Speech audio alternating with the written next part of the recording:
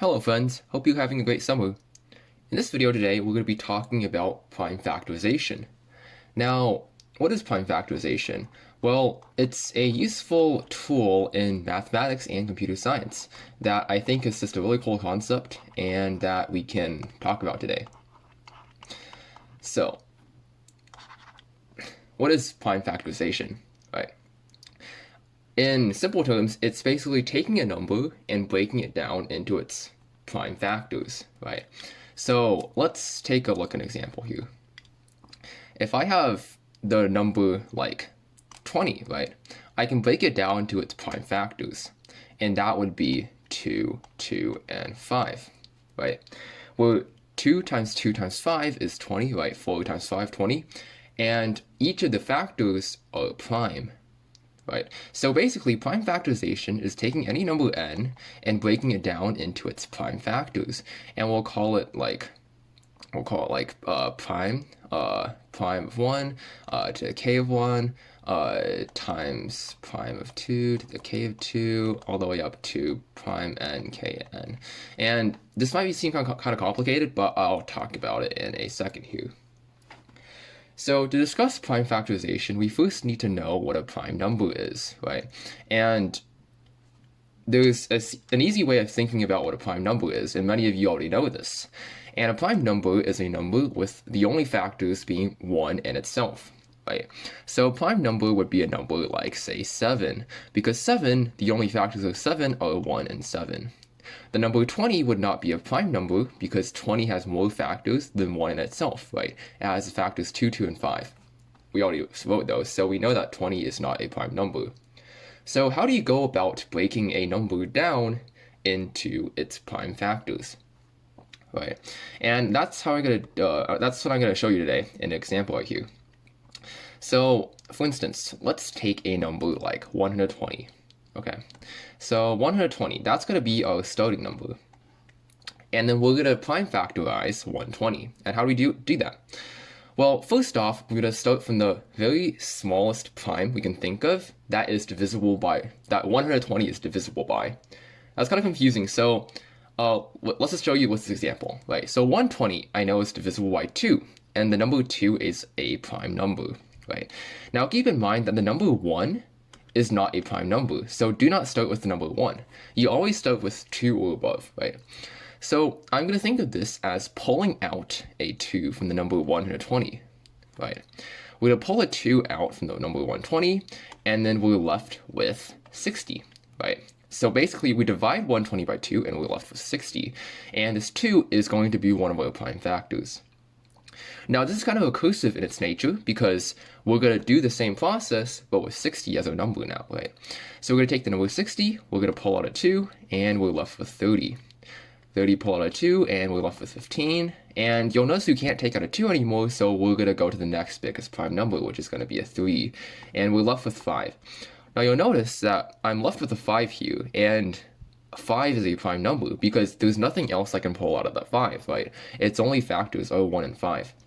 So we're actually done with the prime factorization now.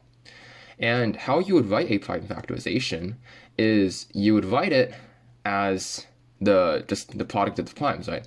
So we can write this as 120 equals 2 times 2 times 2 times 3 times 5, right? And there's actually an easier way to write this, right? And this is the sort of general term I've written over here, right? The easier way to write this is as just 2 cubed times 3 times 5. And if you want to be even more like closely tied to this form, you could write 3 to the first power and 5 to the first power, which are the same thing, right? So basically, through this method, we've taken 120 and we've split it up into its prime factors. Now, you can skip ahead in the video if you want, but we're just going to do another example just to show how it works again. Alright, let's take a number like 48. Alright, I'm just going to pick a random number. The number 48, right? Let's take that as our starting number, and we're going to run the same process. I see a 2 in here, right? So I'm going to pull out a 2, and I have the number 24. And I'm going to pull out a 2 again, I'm left with 12. I'm going to pull out a 2. I have 6. I have 2, and then 3, right? So the number 48, the number 48 can be written as its prime factors, similarly how we did before, right? We have these as our prime factors, and you'll realize I don't include the numbers over here in my prime factorization because those are composite numbers, right? So I'm only going to take a look at what are the leaves of the tree, right? So from like these 2 to 3, right? We're only going to look at those 2. So we have the number 48 equals the 4 2's, so 2 times 2 times 2 times 2 times 3. And we can double check this, so 3 times 2 is 6, times 2 is 12, times 2 is 24, times 2 is 48. Nice, so that's the prime factorization, and again, we can write it in the form that we did before. So it's 2 to the 4 times 3 to the 1. Now that we know how to do a prime factorization, you might be wondering, why is this helpful, right? Like, in what cases would this be used? And it's actually really cool in math. So I gotta clear the whiteboard real quick, and then we're gonna take a look at some use cases. So the first one is to know how many factors a number has, right? And this might be kind of trivial, but like, think about it. Like, if you had a huge number, somewhere in like the 10,000s, and you want to run a prime factorize that number, right? You can actually use that prime factorization to determine how many total factors the number has.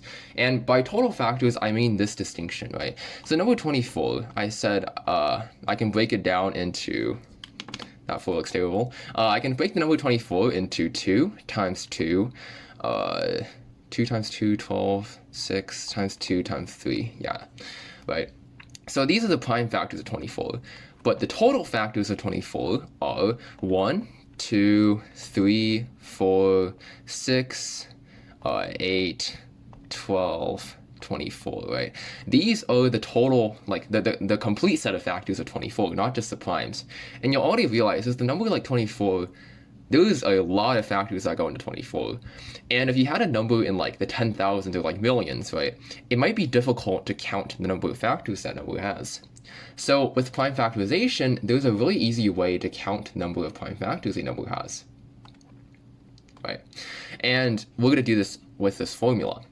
So before I wrote a general like form for a prime factorization, right, we have number x, and that's going to be equal to p1, k1, p2, multiplied by p2, k2, and we're going to go all the way until p and k-n, right? And that is the general form for a prime factorization. And you'll notice that this is basically just like saying the first base times the first exponent, the second prime times the second to the second exponent, and so on, right? So in the case of 24, this would be 2 to the third times 3 to the first. All right, so how do we use this to determine how many number of factors we have?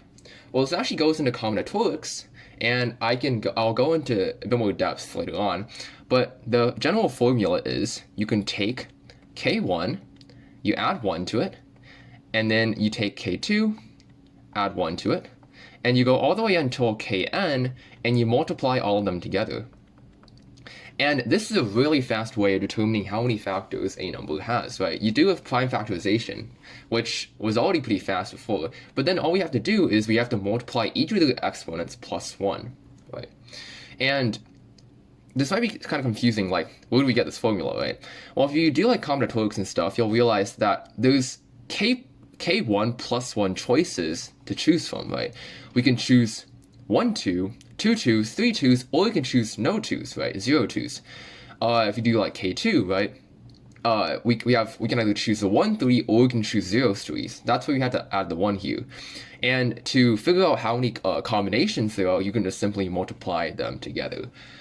So let's take a look at this formula in use. All right, so let's take a look at 120 again, right? So 120, I'm just going to do a quick prime factorization because I forgot what it was. And you'll see how fast this method actually is, because I can just start pulling, it's terrible too.